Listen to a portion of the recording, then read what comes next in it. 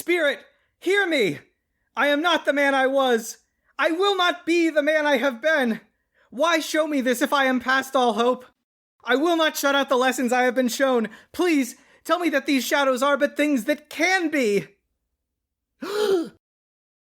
I'm back. Back in my own apartment. They've taken pity on me, given me a second chance to write the dark future that they showed. But how long did such an immense journey take? You there, boy! What day is it today? Today? Why, it's Cagemas in July, sir. Then I haven't missed it. The Cages of past, present, and yet to come did it all in one night. Boy, do you know the hosts of Hard Choices? Odd what? Hard Choices. It's a podcast where we rank the fuckability of fictional characters and discover what lies at the heart of horniness. We find the median, the zenith, and the nadir of fuckability, but really, the podcast is about the questionable life choices we made along the way. Sounds crass, sir. I'm only 99% invisible. Oh, run along, you little scamp. I'll find them myself. After all, this is Cagemas in July, and no self-respecting former host of the Smash Fiction podcast can resist the urge to rank characters played by Nicolas Cage.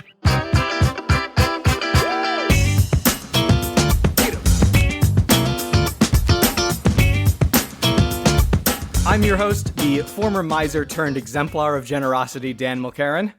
With me this blessed day is the chain-laden spirit of my former business partner, Miles Schneiderman. I lost my hand! I lost my boner! The adorable yet sickly street urchin, Tiny Claire Mulcairn. It's grotesque. I'll give you $20,000 for it. My former fiancé who was driven away by my greed, Kit Mulcairn. I'm making a huge mistake. I'm making a huge mistake! I'm making a huge mistake! And some sort of Muppet, Megan Bob. A peach isn't the only thing I can eat for hours. We did it with vampires. We did it with Disney villains. We even did it with musical characters. And we're doing it again. This time with 900 times the recommended daily dose of method acting. That's right.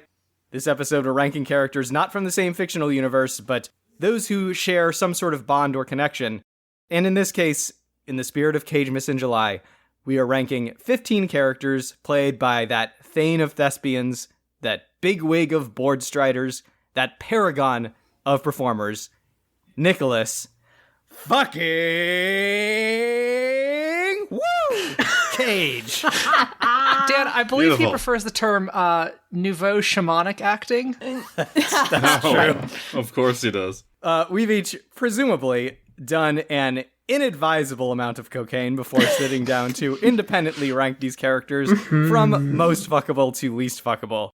We'll go around starting with everyone's median character, our number 8s, and then work our way through some truly shady and greasy characters on our road to the nadir at number 15.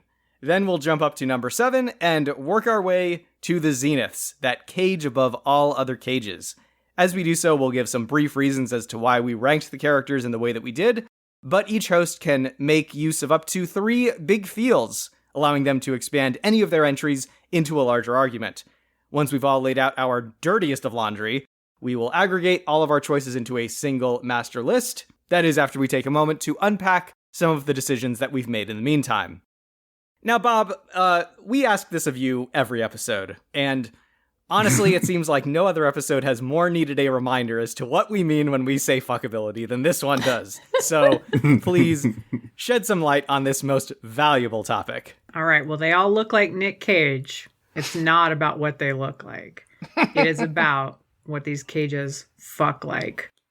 You must assume that you are into them. They're probably into you. I think that's fair to say. How good is the sex? And what in the fuck is it like? Thank you. I appreciate the clearly underlined segments in that blurb.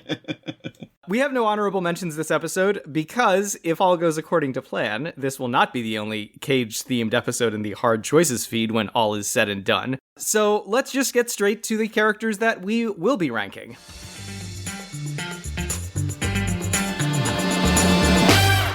Number 1, Ronnie Camerari from 1987's Moonstruck. A hot-tempered baker who starts an affair with his brother's fiancée. It actually ends well. Number 2, Johnny Collins from 1991's Zandali.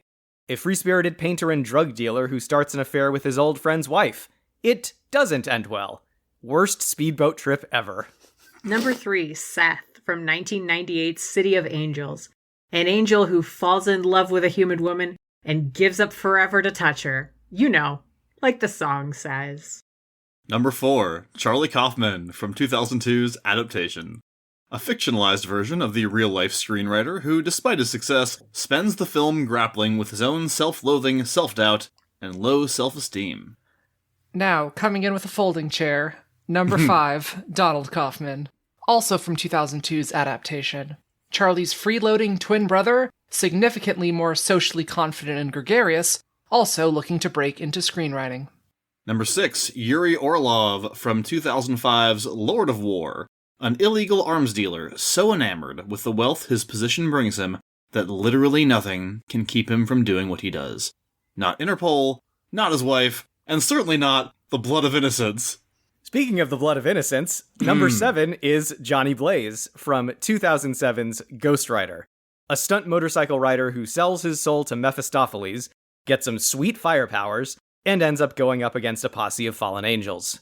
Number 8, Terrence McDonough from 2009's Bad Lieutenant, Port of Call, New Orleans, who uses his position as a New Orleans police lieutenant to steal drugs, intimidate people, and make increasingly terrible decisions. Number 9, Balthazar Blake from 2010's The Sorcerer's Apprentice.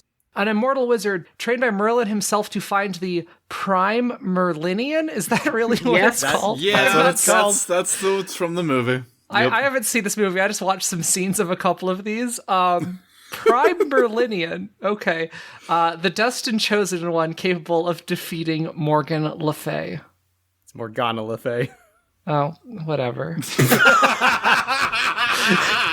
Number 10, Behmen von Bleibruck from 2011's Season of the Witch. A former Teutonic knight who, along with his soulmate Felson, decides to abandon the Crusades and instead finds himself transporting a captured witch to a monastery in hopes of lifting a terrible curse. Number 11, Spider-Man Noir from 2018's Into the Spider-Verse. A fedora-wearing black and white version of Peter Parker from an alternate universe where the 1930s just kept rolling on. Number 12, Joe Majors from 2018's Between Worlds. A driver who is, in the immortal words of Liz Logan, down on his truck, and finds himself in a bizarre love triangle between a woman and the woman's daughter who's also possessed by the soul of his ex-wife. Somehow, this leads to him setting himself on fire. Number 13, Nathan Gardner from 2019's Color Out of Space. A New England alpaca farmer who finds himself exposed to Lovecraftian madness from beyond the stars, by which we mean magenta. Number 14, Robin Feld from 2021's Pig. A former chef turned truffle foraging hermit, Robin is forced to return to the mean streets of Portland, Oregon, in search of his kidnapped pig. And number 15, of course, Peter Lowe from 1989's Vampire's Kiss. Peter Lowe is many things. A literary agent, a greedy yuppie, someone arguably in need of better therapy than he's getting. But above all else, he's a vampire. He's a vampire. He's a vampire. He's a vampire! That he is. So, with that, we know what characters we're rating. So let's start with our medians. Let's start with our number 8s. Claire, who is your number 8? My number 8, ooh, this rhymes, is Seth Plate. It's just your classic supernatural fuck.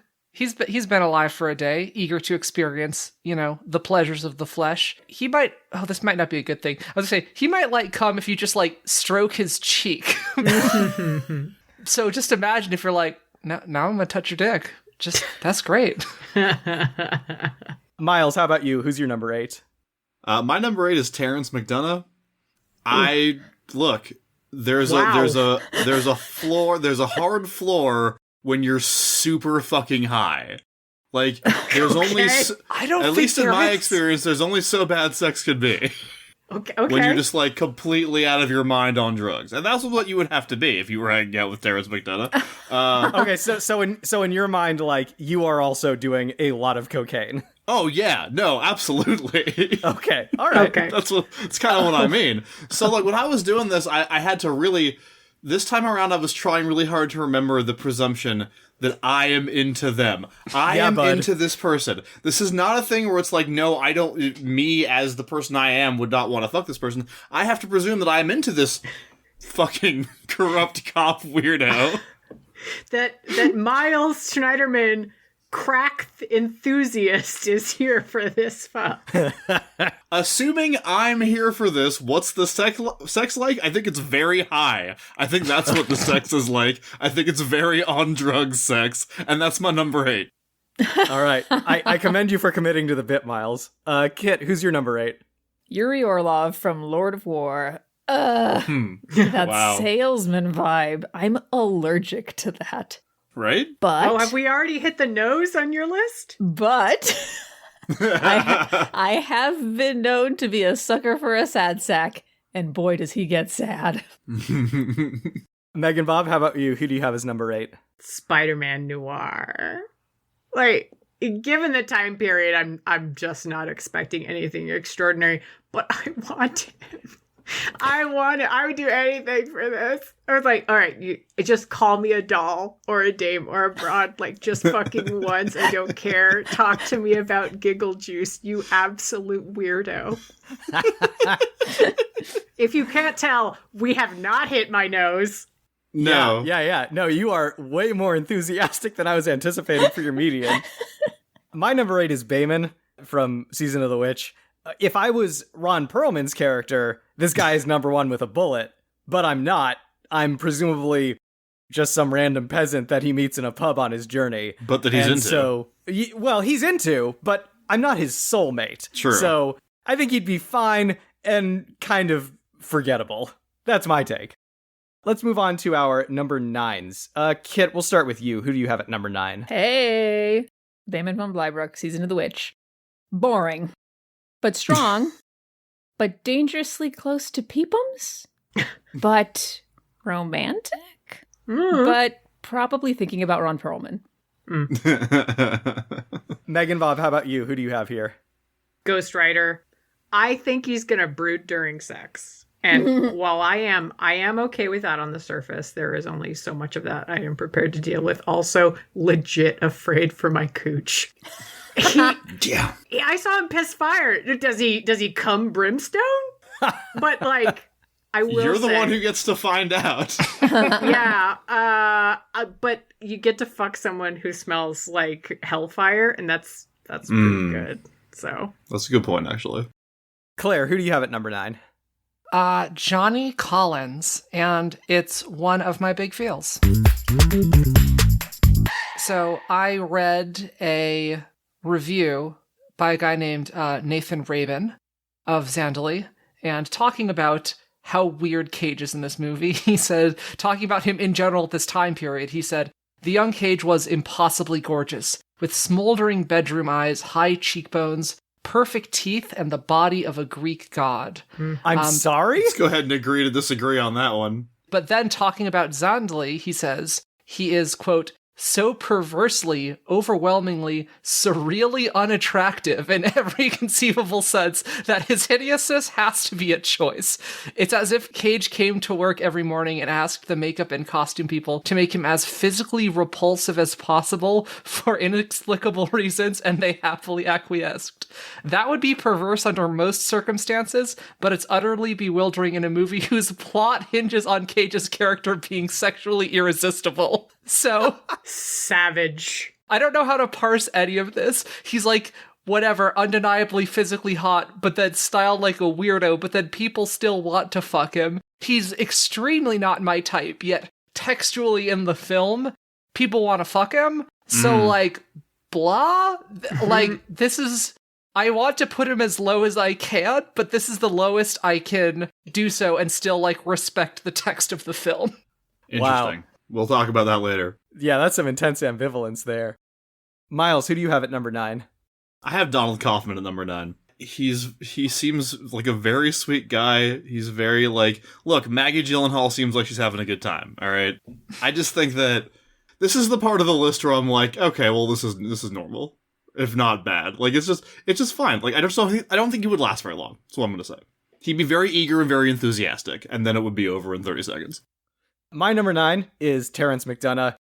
The only way that this fuck happens without Terrence being out of his mind on cocaine is if he accidentally snorts heroin instead. So 9 out of 10 times it's wild and unfocused and probably a little weird. 1 out of 10 times he falls asleep on you mid-hump. And that's 9 for me. Let's move on to our number 10s. I'll start this one. My number 10 is Joe Majors. Now, Joe doesn't show a great deal of finesse during the sex scenes in Between Worlds, but he demonstrates a certain sexual hunger that isn't without its appeal. I will admit, he's mainly this high because I really want to grab that Nicolas Cage memoirs book that we see him reading during sex. Yeah. Fair enough. Dan, we are the same person because my 10 is also Joe Majors. Wow. He looks like he smells like a truck stop restroom, but he seems like he'd be down for anything, which could be why he looks like he smells like a truck stop restroom. Yeah, probably so. Claire, who do you have at number 10? Donald Kaufman. Ordinarily, I'm very into the idea of fucking an artist or a writer, but it's contingent on me actually liking their work, and I think I would hate his work, which is kind of a boner killer. But again, similar to Johnny Collins, weirdly enough, everyone seems to be into him. So again, I have to respect the text. He probably has some weird, like, pheromones or vibe in person that's, like, weirdly attractive, weirdly charismatic, so. He seems very charismatic. I just don't think he'd be very good. Miles, how about you? Who's your number 10? My number 10 is Charlie Kaufman. Just not a great showing overall for the Kaufmans here. Look, Sure. I love adaptation. It's not because I want to fuck Nicolas Cage in that movie. He's like his brother, but fucking less confident, so he goes below him. Yeah, that's all. Makes total sense to me. Megan Bob, who's your number 10? Big feels. Charlie Kaufman. He will not be able to sustain an erection. Like, Ooh. this is just a fact. This is canon as far as I'm concerned. That is not even remotely a deal breaker for me. This is a bonus round. I am now playing what can we do to get you out of your own head that will be fun. And I get to try and soothe this neurotic dum-dum and make him come. This is my greatest challenge. I get to spend an entire afternoon and evening trying to work on a sexual brain teaser. And the resulting fuck will probably be frustrating and slightly pathetic, but I will feel like I won the goddamn Super Bowl when he finishes because I coached the winning team and I am going to fucking Disneyland. And that's why he's number 10. And yet not a no for me. This is still a very firm yes. I am astonished by how top-heavy your list is, Megan Bob. Oh, we'll get to it, baby. Yeah, no kidding. Let's move on to our number 11s, and I'll start this one again because my 11 is Charlie Kaufman. I mean, I think we've kind of covered it by now, but, like, the stars would have to align for a night with Charlie Kaufman to go well. He may actually be physically incapable of being, like, in the moment. He'd be in his own head, he'd be overanalyzing everything, and the second something goes wrong, congratulations, you just became a one-person audience for his latest monologue about how much of a failure he is. Kit, who is your number 11? Peter Lowe from Vampire's Kiss. Ooh, Wow. okay. Whoa. Yeah, well, even before he turned into a vampire, he seemed like the toxic top type, you know, abusive, self-absorbed, misogynist. Peter is the kind of vampire fuck where sex is not worth being murdered by plastic fangs to the carotid artery, okay? We talked about this, the vampire episode. Not worth. Megan Bob, who do you have as 11? I have Donald Kaufman, he is going to be so fucking committed to you and your body that it is going to verge on creepy. Like, I really don't want to be chirped at during like a finger fuck, and he's going to chirp. He's gonna be disturbingly good though, and I'm gonna be so mad about it. Claire, who's your number 11? Balthazar Blake. As a human being, he's kind of boring and nothing, but he is a wizard. Right. So, like, I'd rather fuck a boring wizard than a boring not wizard. So he has that going for him. Beautiful. Miles, how about you? Who do you have as 11? My 11 is Nathan Gardner. He's only this high because, like, there's a possibility that you're also having sex with a weird alien color, and I just kind of want to know what that's like. Oh but, like, I don't even know what God. that even means. What does having sex with a color mean? So, anyway, he just seems like kind of an asshole, and I don't like him. And he has alpacas, and he probably smells like alpaca, so... Again, he's like at the top of this next tier, and he's at the top of that tier because he might be already infected by an alien. We always have to take that into consideration with Nic Cage characters, it turns out. Right, right. We're going to move on to our number 12s now, and I'll start again because my number 12 is Nathan Gardner. A lot of these characters change significantly over the course of their films, and I don't know about you guys, but like I tried to take these characters mid-change to like grab them at the point where they're recognizably going through the story of the movie. And in the case of Nathan Gardner, I think that like this is when his sanity is beginning to crack. So, like, he's going to be intensely distracted and kind of nonsensical during the whole thing. But there is a chance that his proximity to the color out of space has unlocked some kind of, like, weird alien sex that he can show me. Ooh. So, he's mainly getting by on potential, like, more than anything else. But I agree, Miles. Absolutely smells like alpacas. Yes. Claire, who do you have as number 12? Peter Lowe. I don't think you would die. You'd probably have, like, some very mild trauma from some fucked up thing he yells at you during it. But I feel like once you work through that, there would be a very good, very weird story about it that you would get to tell at parties for the rest of your life.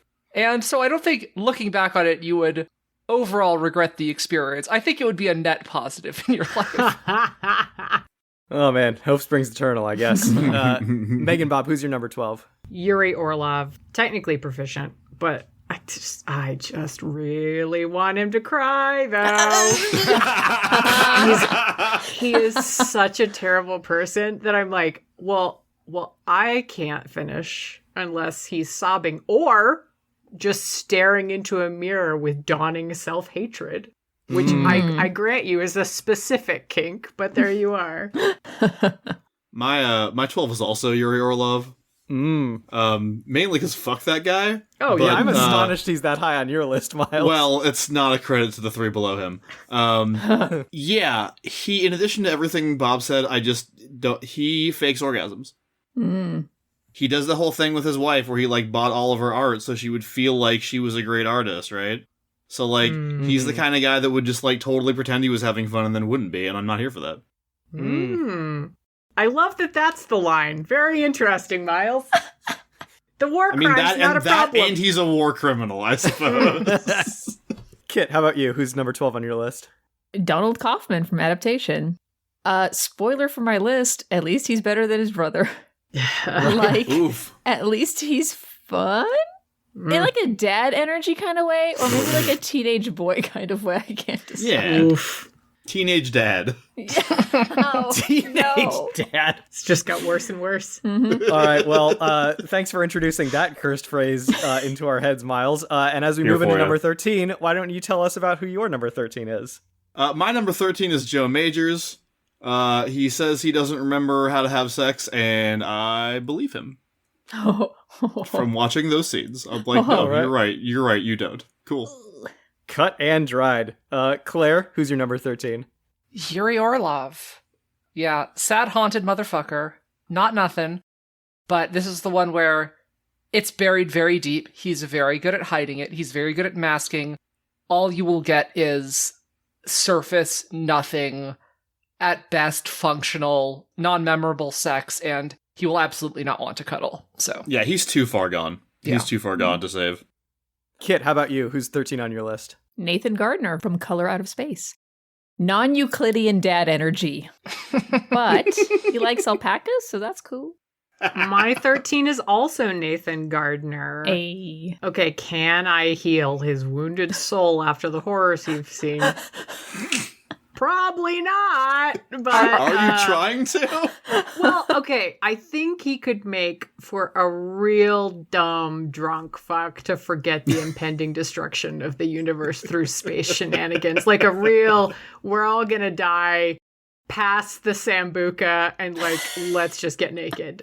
That's fine. That's still a yes. Yeah, I guess so. I'm sure you will, but I also ask you to keep us updated as to when we cross that line into no's or maybes, Bob. My number 13 is Ghost Rider. I feel bad putting him this low because I actually think that Johnny Blaze would be just fine, but unlike some of my esteemed co-hosts, I do feel the need to exercise a certain amount of caution. And I think that if Johnny Blaze loses control and burns the flesh off of himself during sex, for me, that's a bit of a turnoff. If he loses control while we're making eye contact and accidentally pennant stares me, Oh, God. again, for me, I personally find it hard to finish when the agony caused by all of my sins explodes into my head all at once. Some people, that's the only way they could finish, but yeah.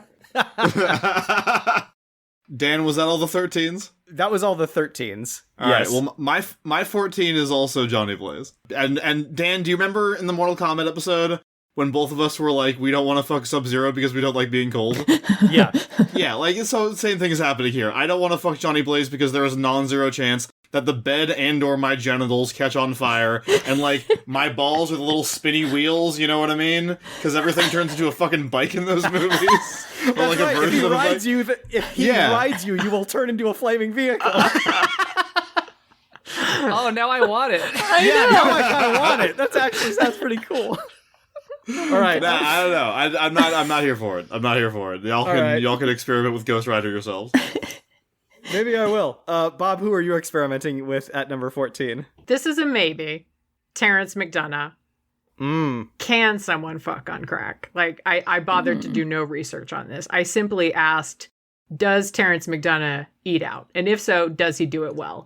So I think he does it. Terrence McDonough doesn't do anything well. Come on. Okay, I don't think he does it well, but I think he does it somewhere between self-congratulatory and a weird internal cultural battle he is having with himself. And what I landed on is that best case scenario, no matter what I do, I am still going to be experiencing Herzogian pussy eating. Now there's a phrase. A phrase. Oh, man. God damn it. All right, Claire, what new horrific phrases do you have to enter into the lexicon for number 14? My number 14 is Nathan Gardner.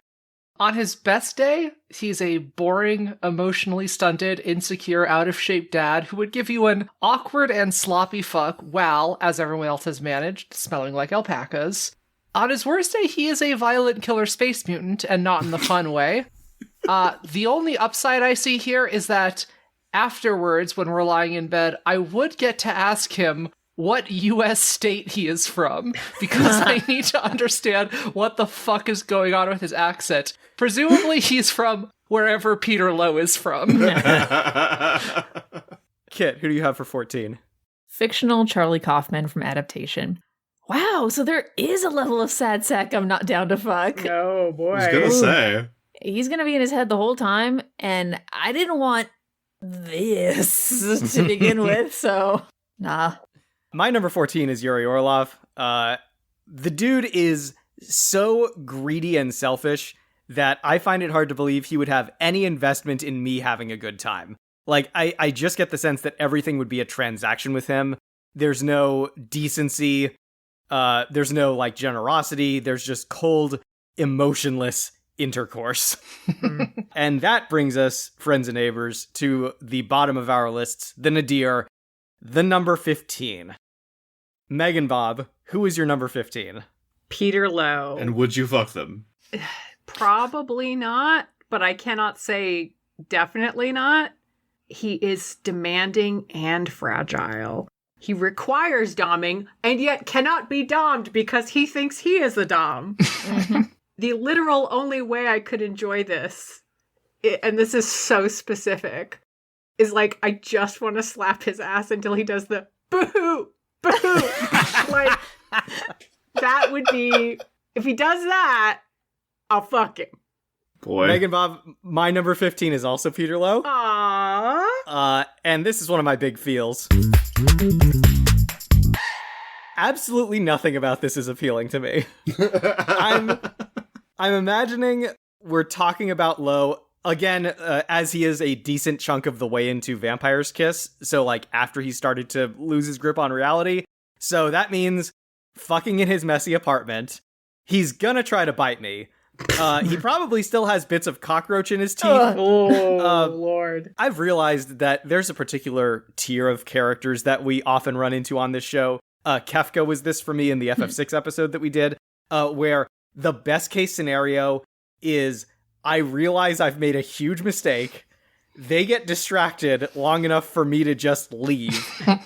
And that's our Peter Lowe for me. So yeah, if I'm supremely lucky, he'll go catatonic. He'll stare at a spot on the wall. He'll start talking to himself quietly, at which point I'm just taking the fire escape and leaving this hookup. Claire, who do you have at the bottom of your list? Terrence McDonough. Mm-hmm. Now, he will be on drugs. Miles talked about that as if it was a plus, but my understanding of the effects of being on cocaine is that it makes it very hard for you to come, so it's gonna take forever. Oh, Jesus Christ. I think generally he also seems like the guy who might have issues getting it up with confidence, kind of losing his rhythm partway through. And also, there's a non-zero chance that if the mood strikes him, he will straight up rob you, plant drugs on you, and arrest you. Oh, Claire. Also my 15. Terrence McDonough. I got you. This scuzzy and constantly high cop isn't going to be paying attention to you or your needs. And you're going to be wondering if that weird face he's making is actually his O face or if he's seeing another imaginary iguana. I will say I did consider the fact that at some point during the encounter he is going to say sup at you, and that was not the thing that I wanted. Sort of wanting to move him down a little bit now that I remember that.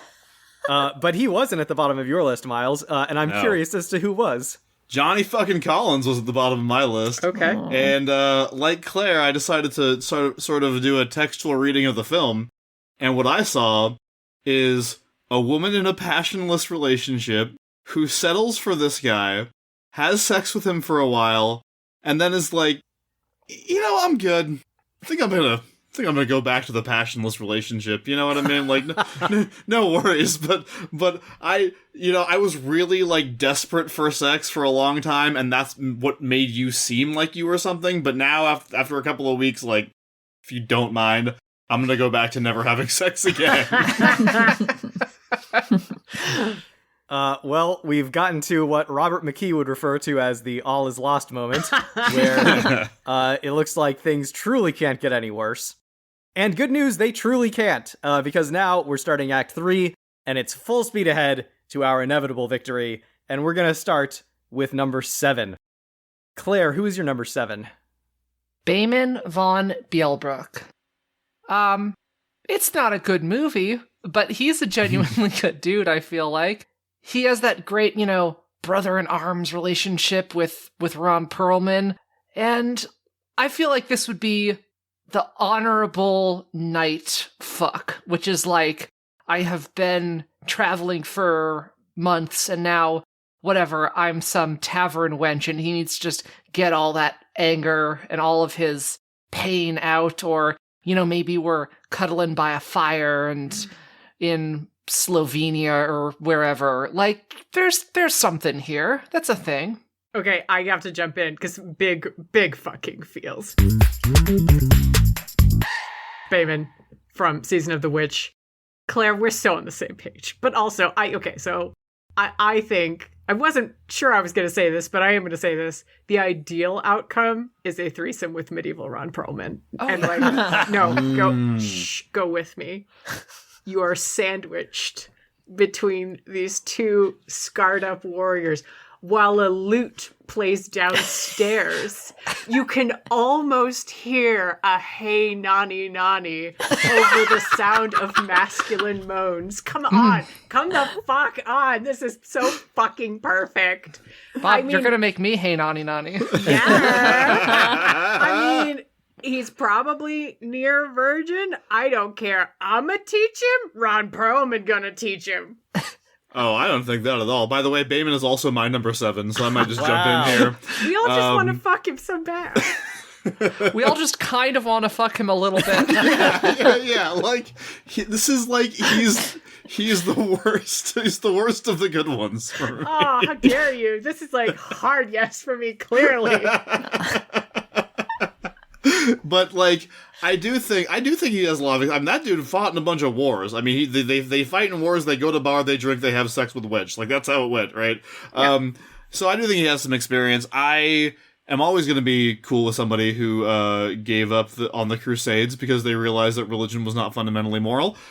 So that's fine with me. And yeah, he seems like good, strong knight, dude. Absolutely, here for it. All right. Kit, I know you don't have Bayman at number 7. Who's your number 7? Robin Feld from Pig. Look, if this unwashed peepums who wants nothing else in the world but to be left alone, if he wants to sleep with you, it means he loves you. Which means he's going to wine and dine and do everything in his ability to make your night great. That's it. All right. Absolutely. And that brings us to me. My number 7 is Spider-Man Noir. I had a tough time getting a read on this particular version of Spider-Man.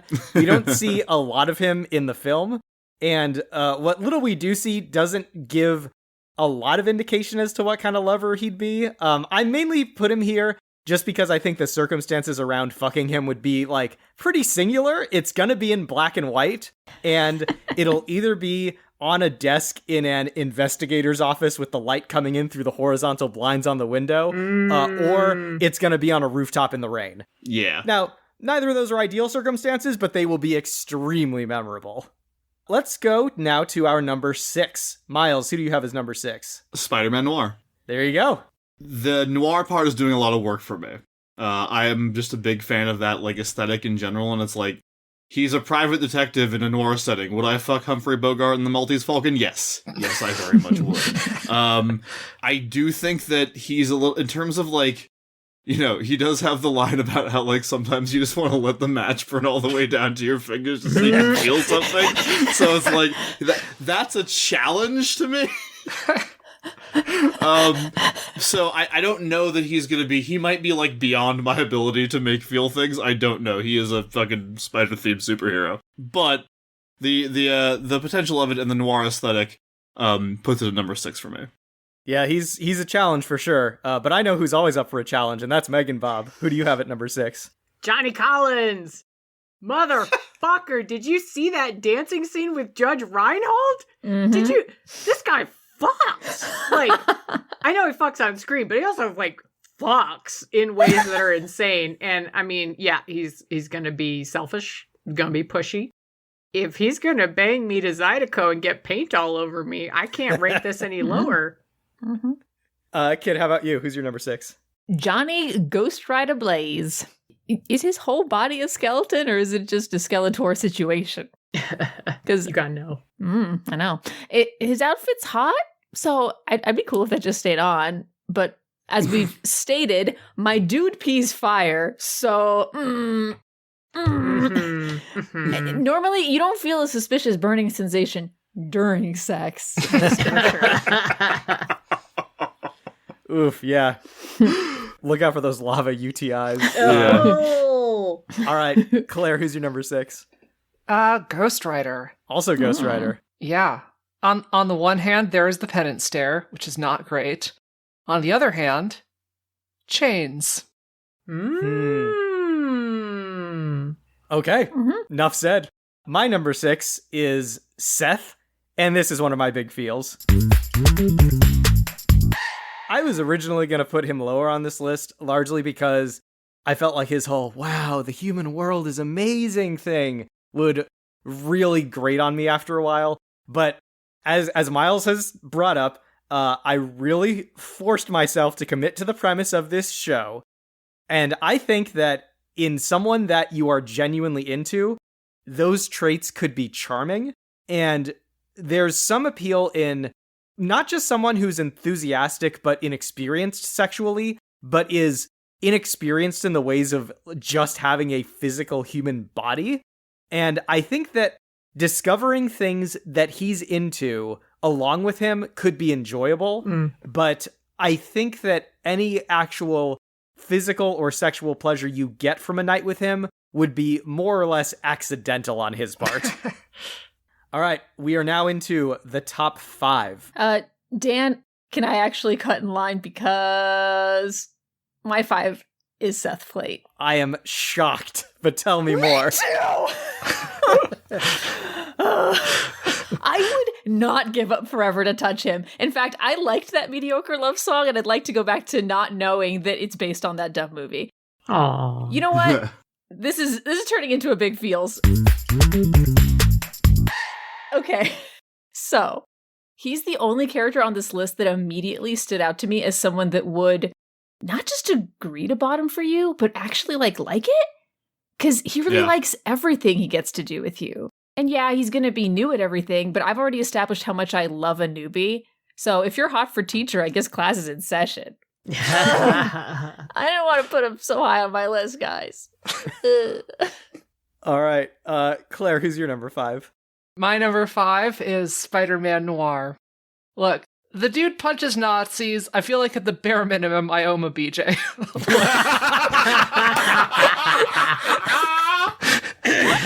You know, Well that is said. fair. Also, Don't we presumably all? his dick is gray, and that's neat. Terrific. Miles, who do you have at number 5? All right, so big feels.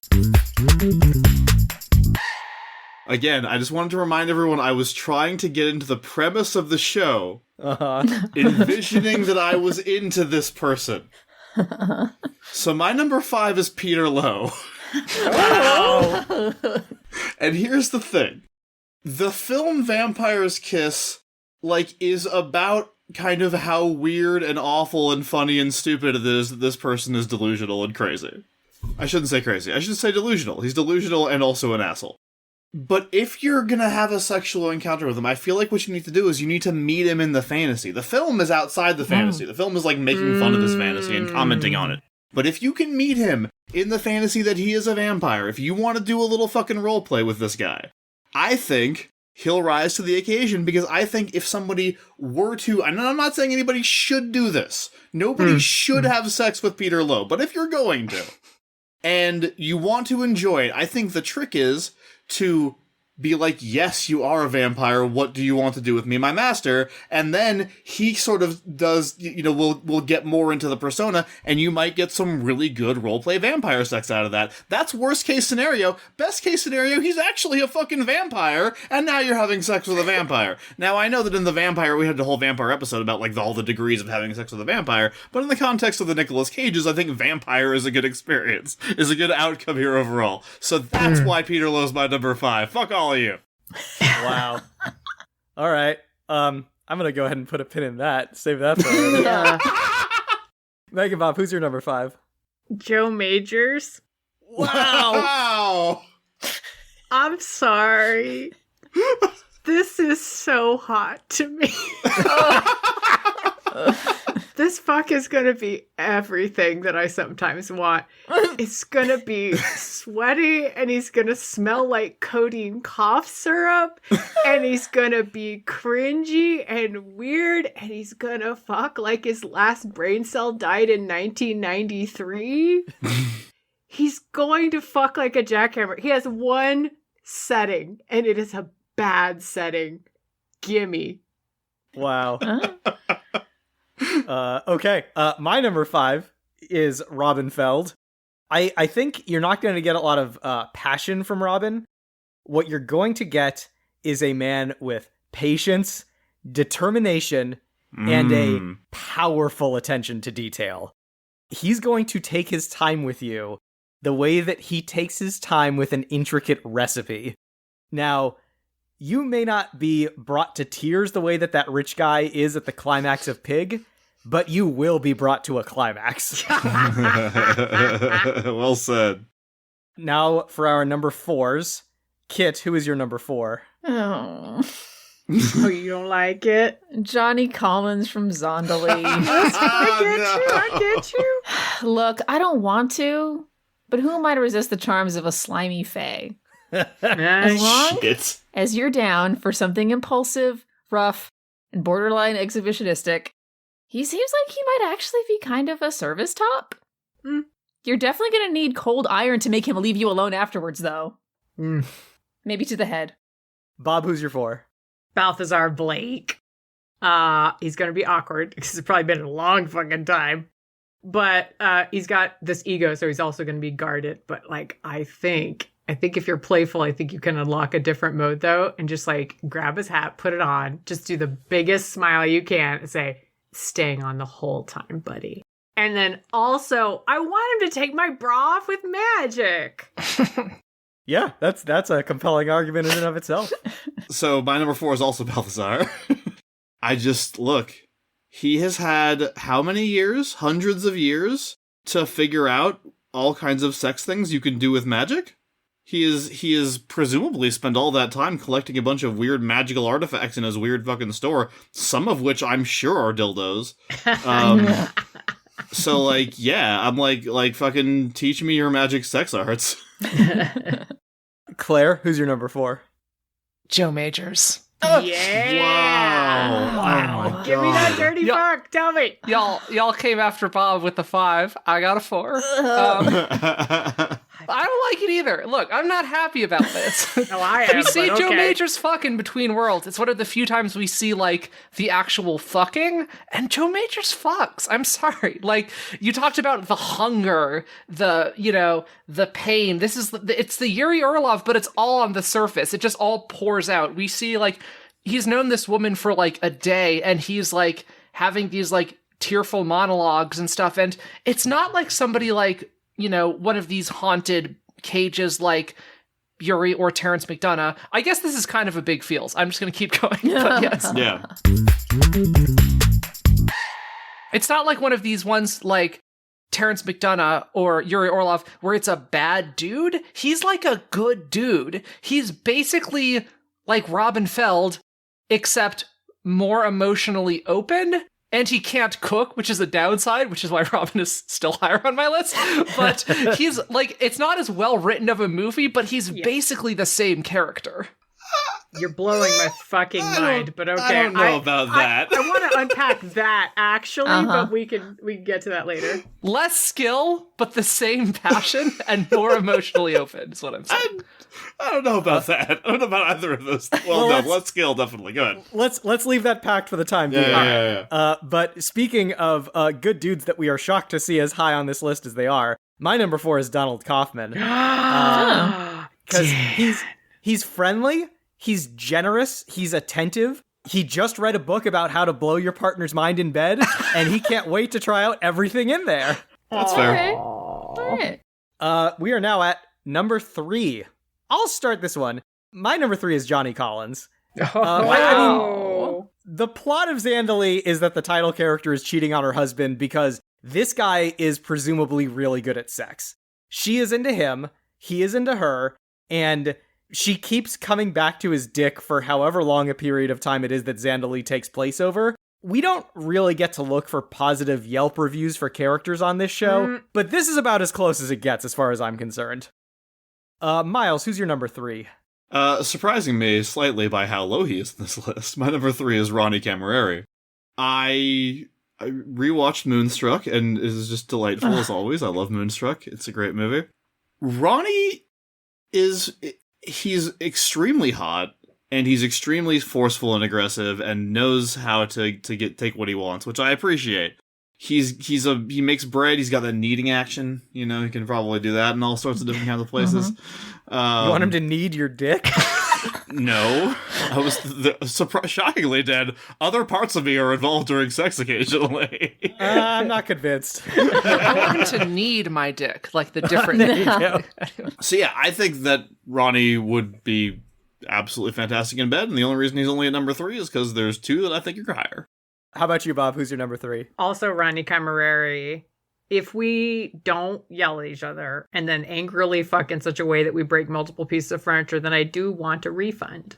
And I'm not saying that I have to get the wooden hand in on the action, but it is on the bingo card.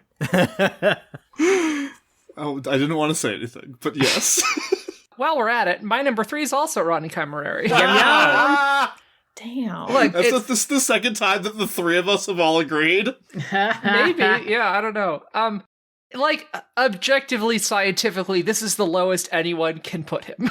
Yeah, it's not. The passion, the muscles, the hair, all that. The ones above this, there is some additional very exciting X factor.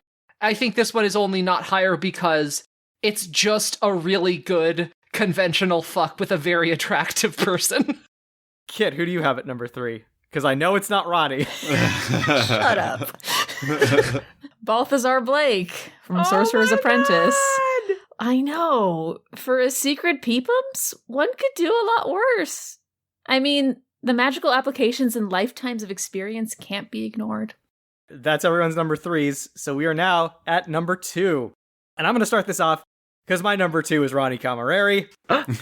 Basically, it's all the good things that I said about Johnny Collins, but without the sleaze. One night with him was so good that it completely changed the direction of Cher's life, and I gotta try that out.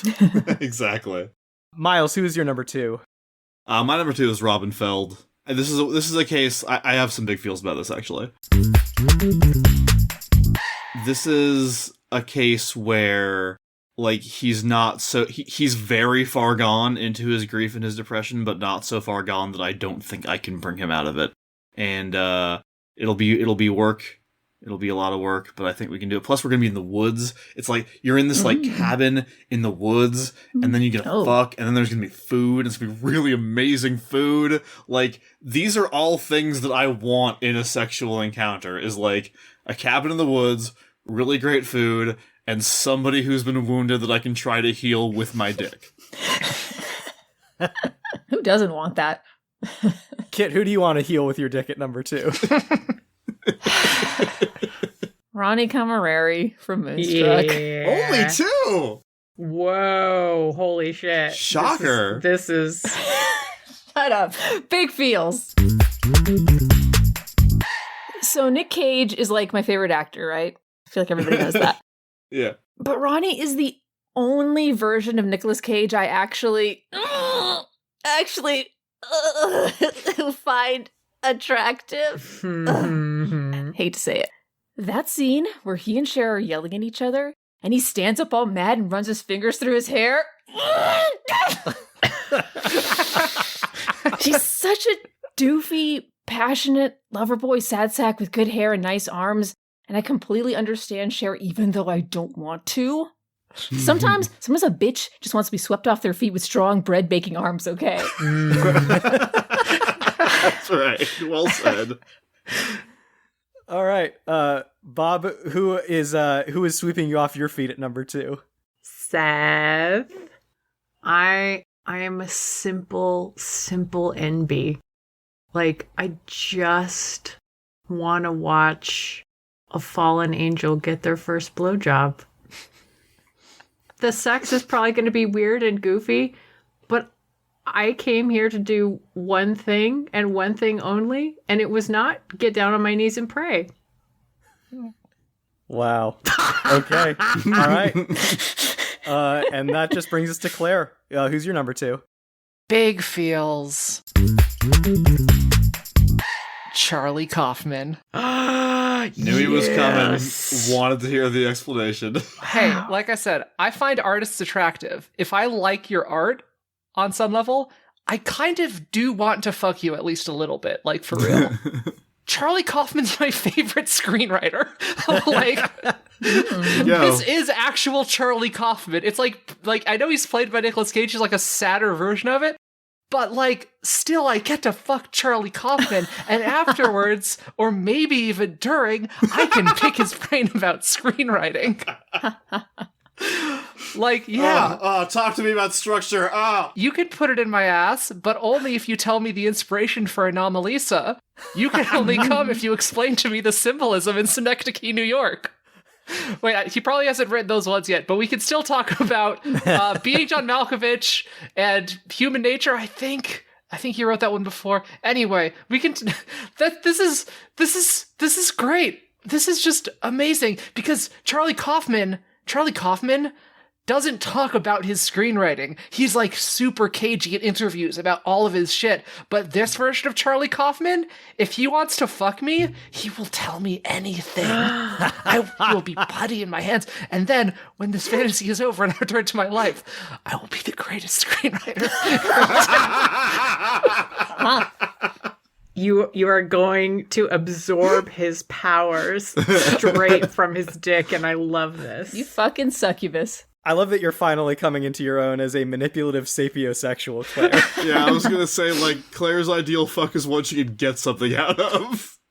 You guys, I really like Charlie Kaufman. Like the person. I don't know if you get it doesn't come through. All right. I mean, you really like Charlie Kaufman, but now we've come to our number ones, and I'm curious to hear, Claire, who you put above Charlie Kaufman. Yeah, who's higher than that? Robin Feld is my number one, which shocks me. The entire time I was watching Pig, every time I saw him on screen, I kept yelling, "Take a shower!" just over and over again. I know. And it's yet somehow, like, if anyone can make that one cake from The Matrix Reloaded that gives you an orgasm, it is this man. Right? He's gonna give you the perfect meal. He can, like, make you cry, like, get you in just the right situation for when he fucks you. And then he's gonna fuck you, I think, just as well as he cooks. And I think if I said, "Hey, could you take a shower first?" I think he would take a shower. He'd be like, "Oh yeah, those, right. Hang on, I got a fucking one. I got one around here somewhere." And then it would be fine and great, and all of the emotions and the whatever, all this stuff. I don't even care if he showers, to be honest. I have to break in because Robin Feld is also my number one. And this is big feels. This is just huge feels for me. And I knew he was going to be my number one almost immediately. And I thought, well, will he still be my number one? And yeah, he started there and he fucking stayed there. Reclusive, brusque, like reluctant to connect, and fucking yet gentle, deliberate, caring, sensual, detail-oriented, able to connect with near painful accuracy when he chooses. And so there are like people in the world who don't let you in, but then once they let you in, you are about as close as they could possibly handle you being.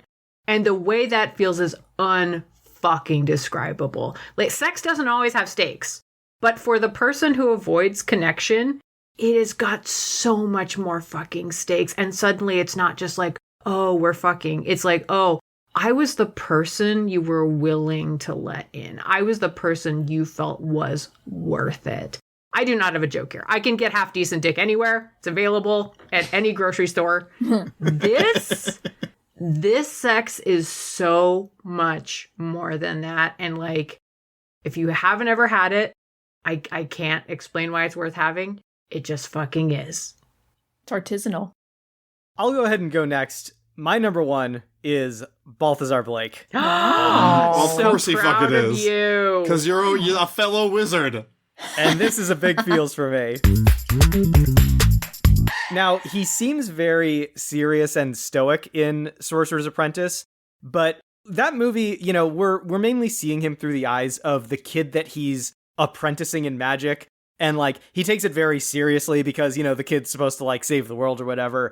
And I don't think that's the version of the character that you're getting if you hook up with him. Because you have to remember, he was one of Merlin's 3 apprentices alongside Alfred Molina and Monica Bellucci's characters way back when. And there is a 0% chance that those three weren't constantly banging whenever it was time for lights out in Camelot. Blake has centuries of experience. He has a rad castle that you can go to hook up in. And he has like weird magical powers with all sorts of applications. You know, yes, his sorcery can animate a room full of brooms. Now, imagine him animating, shall we say, tools of a different sort. All right, Kid, who's your number one? Okay, so I thought Ronnie was going to be my number one. But then I thought about Spider-Man Noir for like 2 seconds. Thank God, a Nic Cage character that doesn't look like Nic Cage. Yes. It's everything you've ever wanted. We don't know that. We haven't seen him take the mask off. Sorry. Big feels. No, we do. It's Peter Parker. Okay, shut up. First of all, I can fuck easy knowing that Peter Parker Noir is hot. Secondly, yes, give me that superpowered fuck. Spiderweb sex swing the house down. Yeah. Tertiarily, yes. Whisper those sad little noirisms into my ear. It's like catnip for my emo soul. I don't even care that most of the time he's going to need to leave like halfway through our black and white lovemaking because the lizard is eating boys again or some shit. As long as he keeps coming back. But maybe he won't. Maybe the Green Goblin will actually land a pumpkin on him. But that fear that this fuck could be the last fuck, oof, that makes it all the more passionate. That's why he's my number one. Sorry, Ronnie. Wow. And that just leaves us with Miles. Who's your number one? So I almost put Robin as my number one, and I kind of wish I had, because then Claire, Bob, and I would have been aligned on 3 different characters on this list, which would have been hysterical. Like a rule of 3 sort of joke way to end it, so I'm kind of regretting it now, but only for that reason. My number one is Seth. Aww. And this is a big feels for me. I feel like what I'm about to say feels like bragging. That's not what I'm doing. I really don't enjoy sex when the other person doesn't get off. Mm-hmm. I don't. So it's the more important thing for me is whether or not the other. I'm not saying my own pleasure is not important. I'm just saying it's not as important as the other person, because mine is diminished when theirs does not happen. So Seth is like in that way like a perfect partner for me, because he's gonna like everything. And he's gonna like really get like, Seth is a person who is like, how the fuck often? I'm sorry. How often are you gonna find a person who is just immersed in the wonderfulness of being alive in this moment in time? Like, how many times? I don't know how many supernatural characters we've had on these lists. We're talking about aliens, we're talking about monsters, we're talking about fucking spider people, like all this shit. Like, when are you ever going to have the chance to fuck somebody who is enjoying every second of it because he enjoys every second of everything? I couldn't put him at number 2. I couldn't put him anywhere but number 1. Like, plus, Dan, how high did you have him? 4? 5? Something like that? I had him at 6. 6, right. Okay, so Yeah. Dan was, like, the whole time you were talking, and you were talking about, how, like, being there with him as he explores the things he's into and figures out what he likes sexually, you're talking about that, I'm like, yeah, you're right, why is he so fucking low, Dan? Like, everything you were saying was like, no, this is what I would like for the person. Plus, as a bonus, as the cherry on top, he's gonna be down for anything. You don't want to make a fucking former angel do some really dirty shit? Because he'll try anything once. He is the definition of I'll try anything once. He was an angel. Yeah, there's gonna be some things being tried. Fuck you, God. What do you think about this? You fucking sick motherfucker! Oh my God, you're fucking God's ex as a revenge. What is this? I'm dragging him through the mud. Oh my God. Oh Boy. All right. We finished so strong. I was not expecting this level of passion from this episode, and more the fool me. We brought a lot of baggage into this one. So while the numbers cook away in the background, let's take a moment to unpack that. Let me just bring us in easier real quick. I just have a question for Kit. It's not even like an unpack necessarily. I just have a question. So, because this is like within the realm of possibility, if Spider-Man Noir was brought into the MCU and was played in the MCU by Nicolas Cage, No, why would you do that to me? Would that change your ranking? It would probably go down a little bit. Don't do that to me. Let me have this. Yeah. Yeah, Ronnie would probably be the top one. Ronnie would be number one in that case. Yeah. Okay, I want to also ask Kit a question about... No, it's okay, it's okay. I got splaining. You put Yuri Orlov higher than any of us did. And I get it. I get the appeal of the sad sack. I'm just wanted to ask for what is your ideal situation here with this sad sack fuck? Like, what would make you walk away going, I got what I came here for? I don't think I'm going to get what I came here for. But, like, sad sacks, I feel like appeal to the dom in me. Uh-huh. The dom/top. Yeah, I don't know. We've talked about this before in other episodes, how kind of assholes and sometimes sad sacks give you permission to be a little rar. And for, like, real assholes, it gives you permission to be, like, a little toxic toppy. Yeah. No. He pretty bad. Mm-hmm.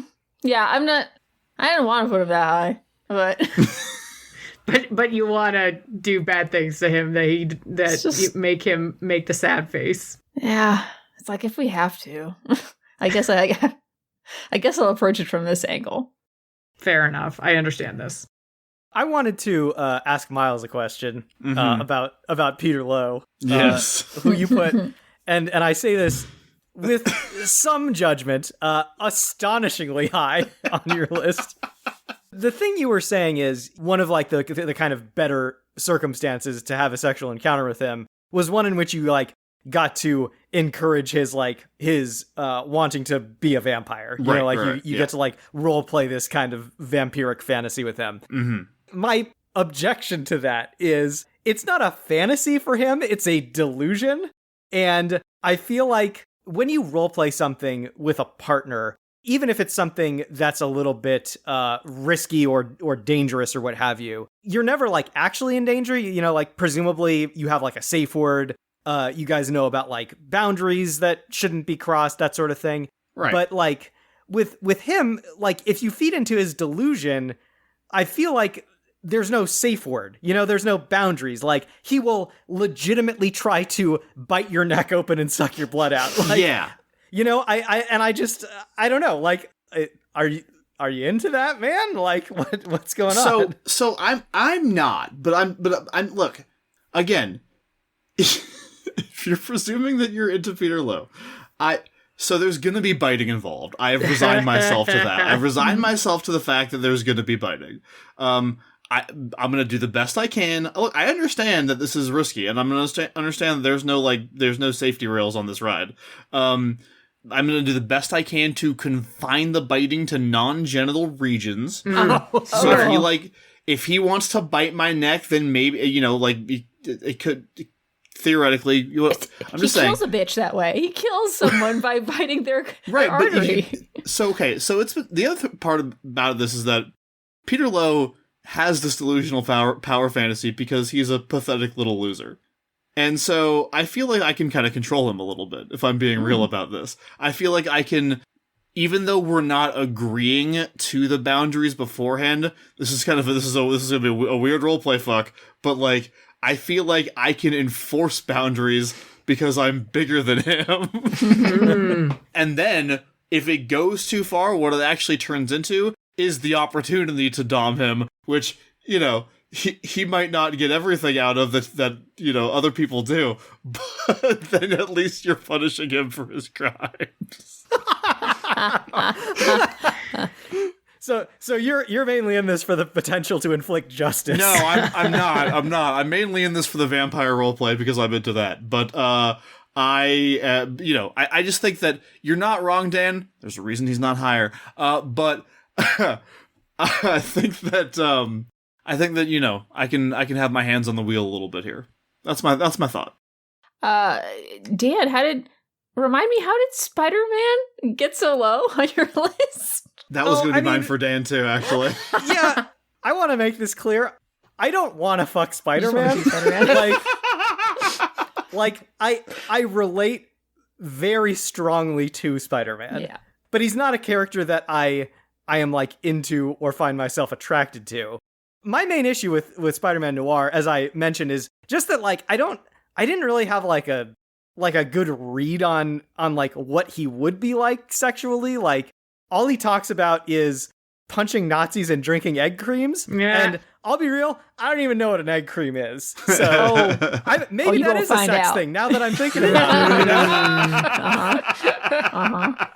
it. Maybe he's into some stuff, you know? So in that case, maybe I should reevaluate. But like, I just don't know who this person would be sexually. And like, he's where he is because I like the aesthetic of the fuck that happens around him. All right, I got another one for Miles. Go for it. Terrence McDonough at number 8. I just want to point out who we have above and below him on this list and why he just feels extremely out of place. Above him, we have Bayman, who, as we talked about, you know, honorable, knightly, athletic, powerful fuck, you know, whatever. And below him, we have Donald, who is, you know, like just a normal dude who's like charming and a little awkward, but like a perfectly like decent human being. And then we have Terrence, and he's brought up from where I would think he would be like at the very bottom just because drugs. Like you'll have that's really the entirety of the argument is you'd get to be high when you fuck him. I Despite the fact that he's a actually add to this that Dan has Terrence McDonough in a very similar place and has some arguably more okay characters below that. I'd like an accounting for both of you about how this Herzog fuck you went, you know what? That is still preferable to like Charlie Kaufman or Joe Majors or, you know, these other people. I think he's arguably the worst person on this list because unlike Yuri Orlov, he doesn't seem to feel bad about what he does. Well, so I've a lot of the times on previous episodes of Hard Choices, I've kind of fallen into my own little demisexual trap where it's like, well, I'm not attracted to people I don't think are good people, so whatever. But sure. Like, what I'm trying to do here is envision a version of myself that is attracted to Terrence McDonough. It's hard. It didn't come like the easily. Show says. Yeah, like, exactly. So yes, you're right, Claire. He's an objectively bad person. He's a terrible person, as we say in Smash Fiction. If this was a contest of who's like the best individual, contest of morality, he's going down low. Do I think Terrence McDonough knows how to fuck? Yeah, I kind of do. I kind of do think he knows how to fuck. And I think you're also underrating the amount of high I'm going to be. Because it's so fucking high. You know, Miles, you're kind of winning me over weirdly now. Right? I really didn't think you would. I was always thinking about the you are into them, they are into you as a way to get over like just the gender stuff. You know what I mean?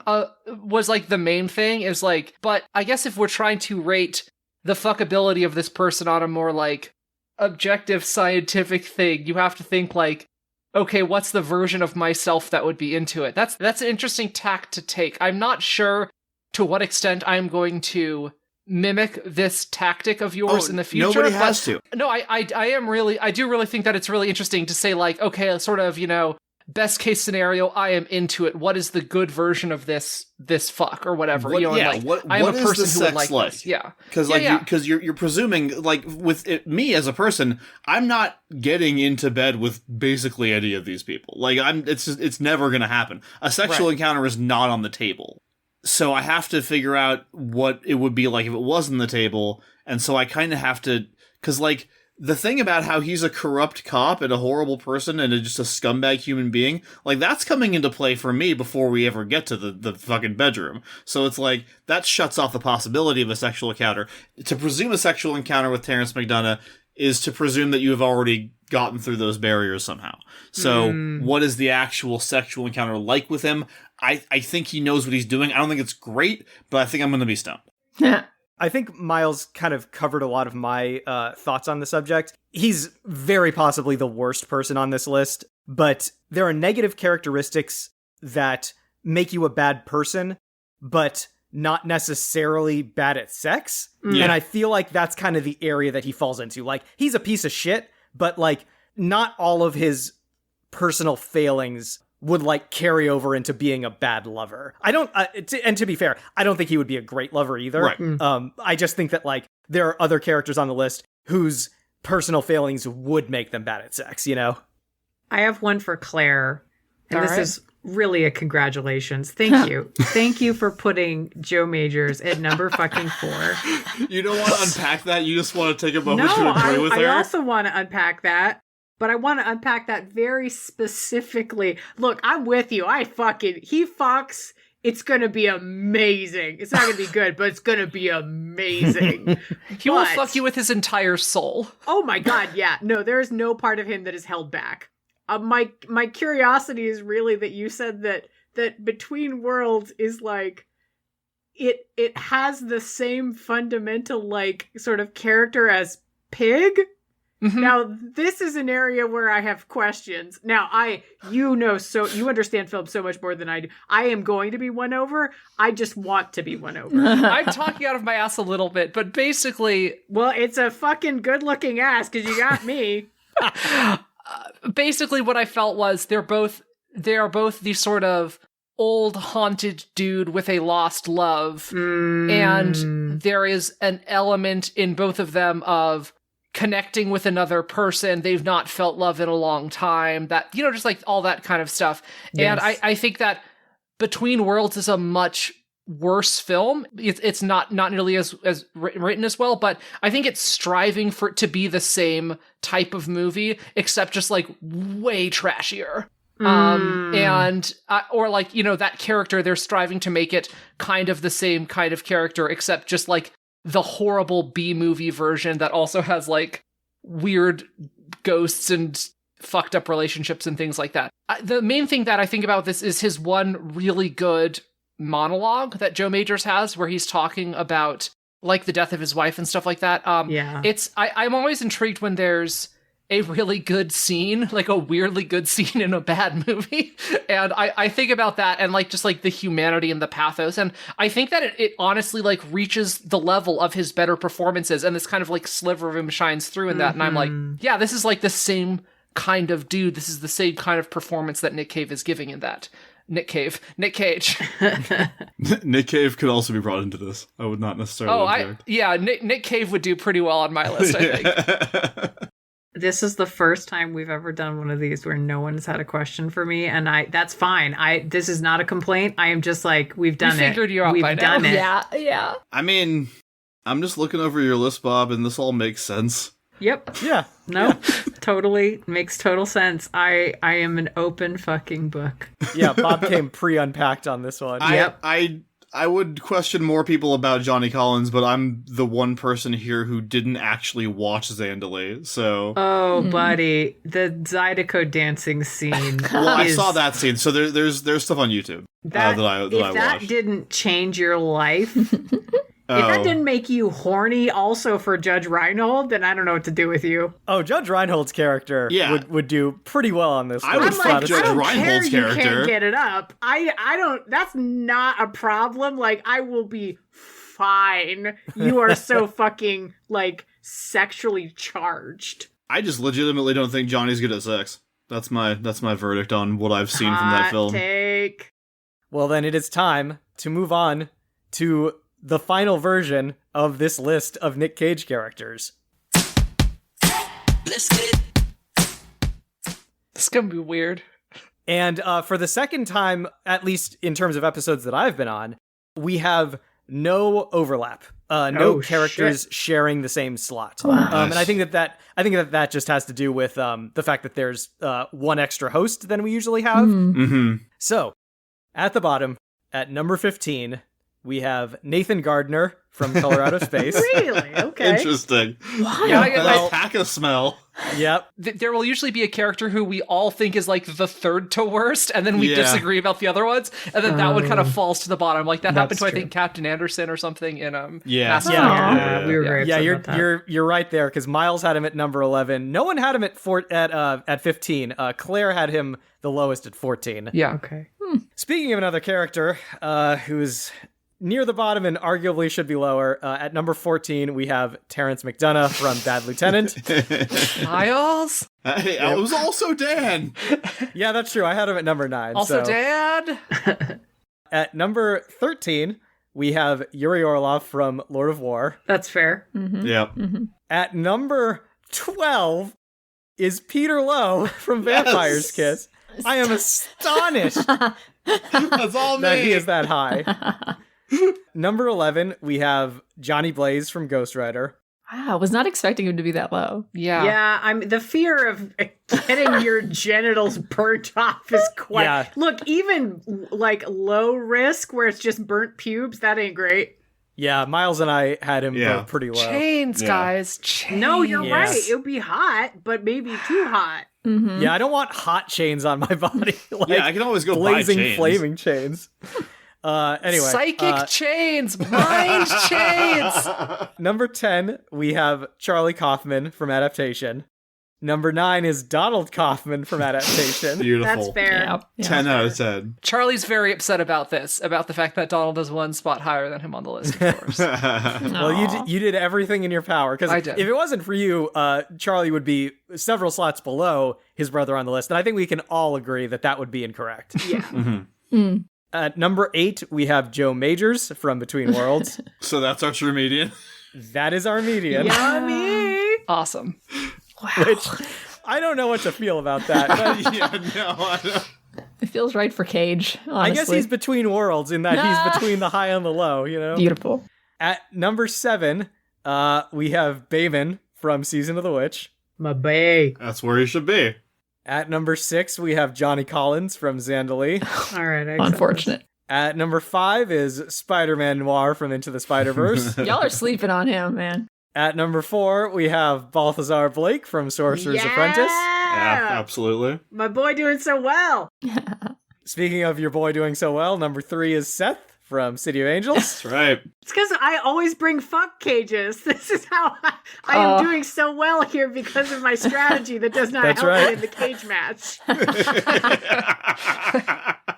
At number 2, we have Robin Feld from Pig. Yeah.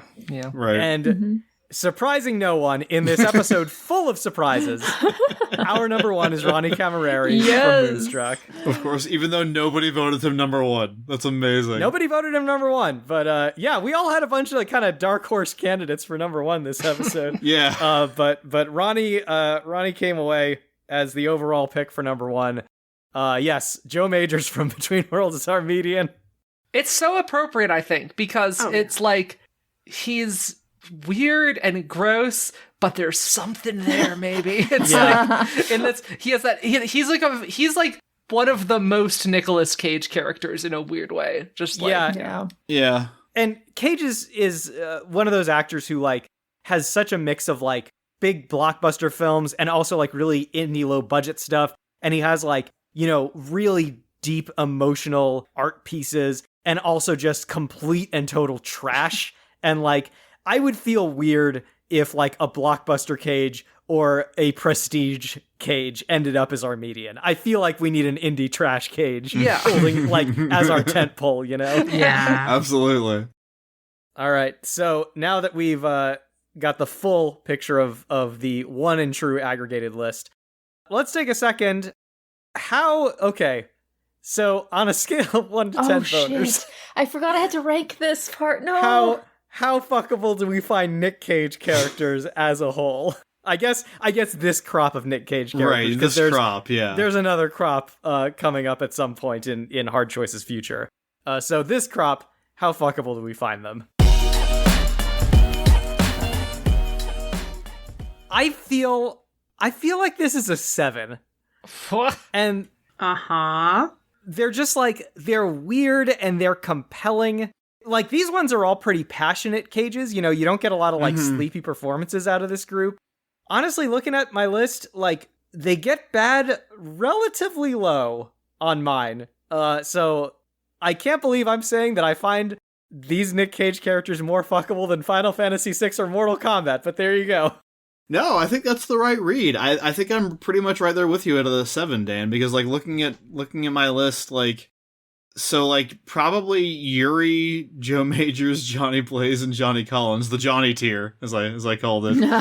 Like, those are really the bad ones. Like, and Nathan's not great, but again, we have Nathan's sort of like borderline with the whole alien thing.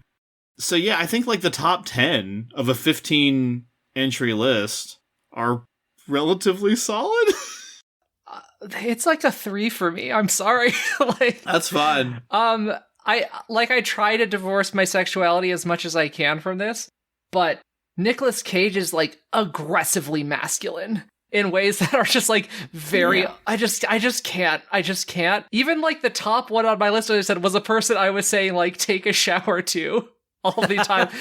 I mean, yeah, maybe on some level I can get into the idea that objectively these are like weird, dirty, trashy, fun fucks, but like it's all this sort of weird, distant, theoretical, I don't know, dirty weirdness shit. It's just not. None of these are good. None of these come out totally clean. They're all bad and weird. I'm sorry. Yeah, you're not wrong. Yeah. Bob and Kit, what do you guys think? Bob's waiting. I can tell Bob's waiting. Out of 10? Yeah, out of 10. That's how we do. 1 star. Half a star for Ronnie, half for Spider Noir. You made it very clear how aggressively unattractive you find Nicolas Cage. Yeah, I don't love him for anything but his acting. All right, Bob, tell us. 9. Would fuck every goddamn one of these, but some of them only once. Well, this is by far the biggest spread that I've seen in terms of our boner rankings. Yeah, at the I end, think that's the case. Which leaves this particular Cage-verse character crop at 5.4 boners on average. That seems about right, honestly. Yeah. All right. Well, that just leaves us with one final question we have to ask ourselves, which is, what did we learn today?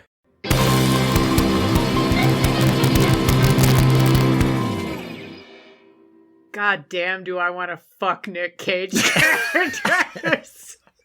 This was like the horniest my list has ever been, and I was like, oh, I am having a breakdown right now. This is a problem. Like, I had to go sit in a darkened room for a while, and yet, goddamn, yes, they're so goddamn delicious.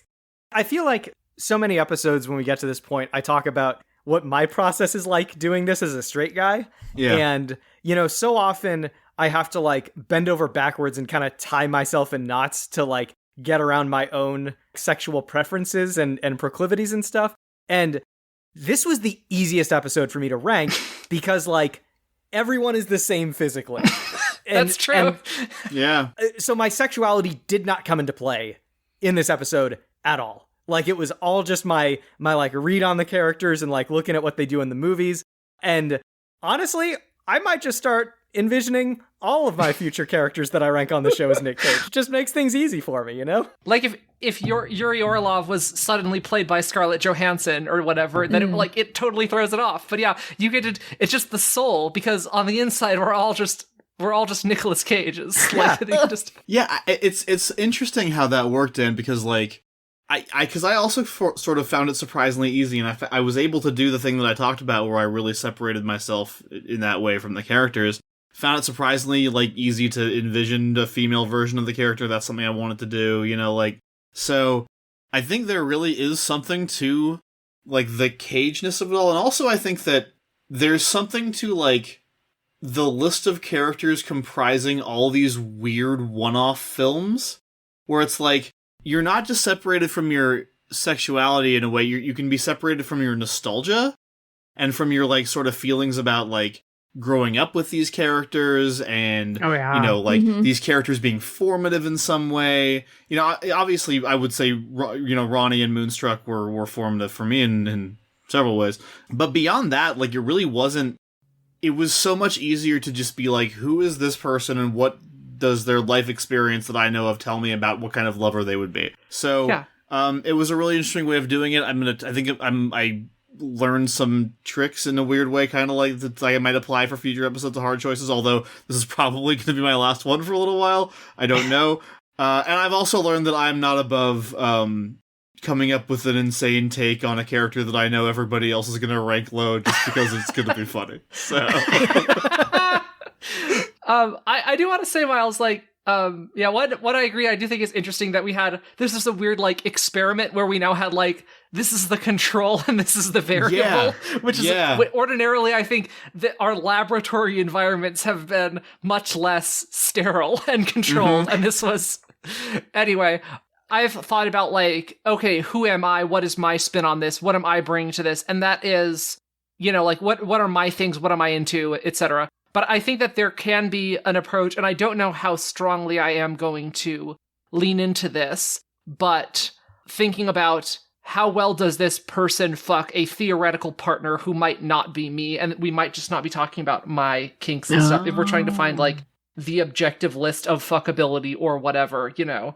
Or, you know, so anyway, it was interesting for you to bring that up, because I think that I now have a sort of a different thing I can turn to instead of just thinking about unpacking my own feelings and my own stuff, which is still a thing I'm probably going to do most of the time, but it was just, it was interesting. So thank you, Miles. I learned I really want to fuck Spider-Man. Yeah, no kidding. Talking him on hard Sorry, Ronnie. He took your fuck. Oh, wait. If Ronnie was a Spider-Man villain, what would his thing be? Would he be like the Wood Hand?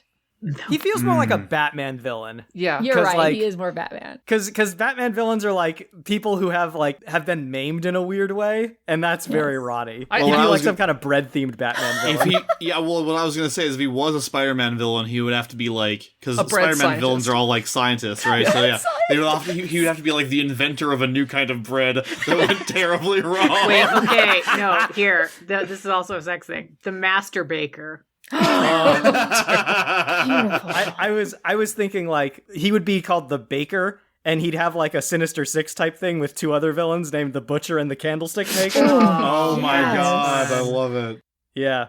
I will turn all of New York City into bread. Wait, so the Butcher is Robin Feld, and the Candlestick Maker is Ghost Rider? I'm trying to... There you go. Wow, I think we're done here. Perfect. All right, excellent. Well, yeah, I think that about wraps us up. Did anyone have anything they wanted to plug or bring up as a thing that people can enjoy? I fucking should do Patreon shit, but I forgot because I was too horny on Cages. Okay. This show does have a Patreon, apparently, and Bob recommends that you go check it out, as do I, because there's a lot of good stuff on there. There is. You get full episodes of the show, including extended gag reels, which are a real delight. There's also a lot of bonus content that's been coming out. You get weird choices where people rank non-human and often non-physical entities.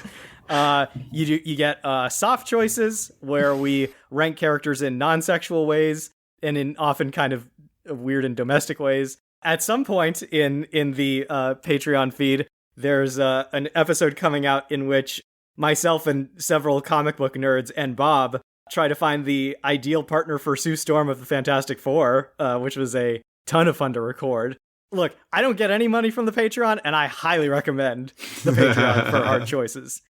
Thank you. It's also if you donate $4.20 a month to me, because it's funny to do that, but also for high reasons. You get into the Discord, which is kind of the best place on the internet. Yeah, if you want a safe space for discussing all things horny. Yeah, absolutely. So it's just fun. Really, what else is the internet good for? I mean, and also not being yelled at about shit. Like, the only thing you're going to be yelled at about is how hot the meme you posted is. You can hear me and Kit, and often Megan, Bob, and Miles and Claire over on Garden Plots of Skeletor, which is an audio comedy drama thing where the main villain from He-Man hosts a gardening podcast to varying degrees of success.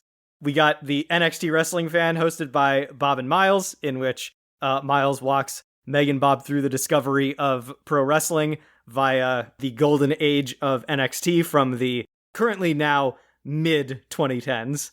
Always good stuff. Claire, you got any projects you want to plug? Yeah. If you want to play a video game about gay dragons in space, you should go to itch.io and search for Heartfire. It's fun times. I made a game, guys. Yeah, it's a good one, too. It's free. It's /pay what you want if you don't want it. If you just want, like, pixel art gay dragons, like, get on it. But you should totally give Claire money because Claire's the fucking best. Yeah. Claire deserves her money. I think this has been a very special Cagemas in July for us all. One to remember for sure. So thank you for joining us for this most festive and holy of holidays. This has been Hard Choices. And until next time, stay hard. Not the bees! Oh, wait, that's the next one. That's the next one. The next one we can talk about bees. Oh, time to take a shower.